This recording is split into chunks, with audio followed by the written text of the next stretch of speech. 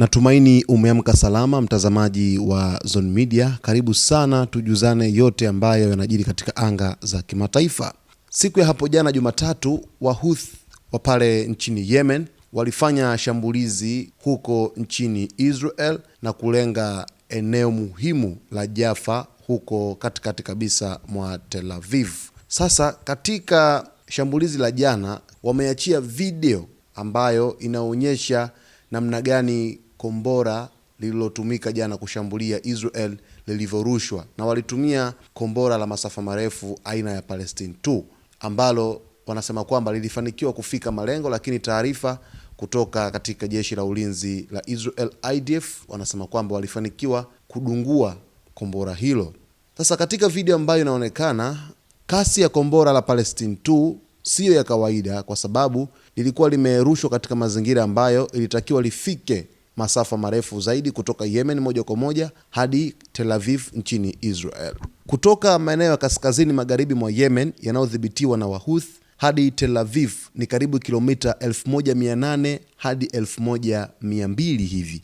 Pia umbali wa kombora la Palestine 2 lina uwezo wa kufika zaidi ya kilomita 2000. Hivyo kutoka sasa pale nchini Yemen hadi kufika moja kwa moja Tel Aviv nchini Israel kwa kombora la Palestine 2 ni takribani dakika 10 hadi 15. Yaani ni kama robo saa hivi kombora linakuwa tayari limeshafika. Sasa kwa mazingira ya jana, kwa jinsi ambavyo walishambulia, ni ndani ya dakika 15 kombora la Palestine 2 lilifanikiwa kufika moja kwa moja nchini Israel. Na Wahouthi wa pale nchini Yemen, wao huwa wanatumia sana kombora hili la Palestine 2 kwa sababu ni kombora ambalo wamelitengeneza wao wenyewe. Yaani ni aina ya system ya kombora ambayo imetengenezwa pale pale nchini Yemen kwa watu wao wenyewe, kwa teknolojia yao wenyewe, kwa msaada wa Iran.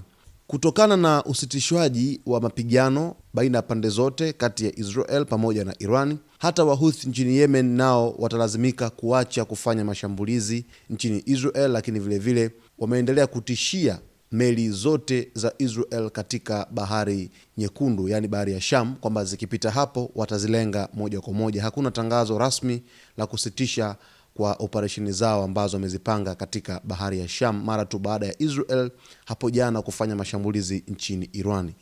Kwa mazingira ya hivi sasa hakuna tena mapigano kati ya Israel pamoja na Iran.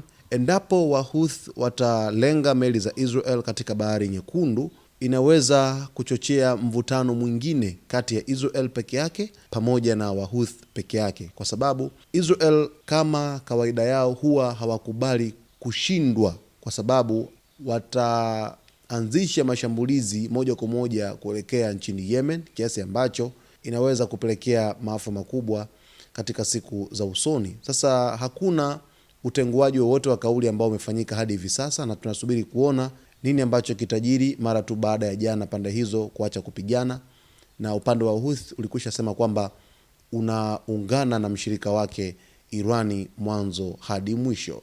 Kwa taarifa zaidi, mtazamaji wetu, ni kuombe uendelee kusalia nasi wakati wote kwa kusubscribe channel yetu, kulike, kucomment pamoja na kushare.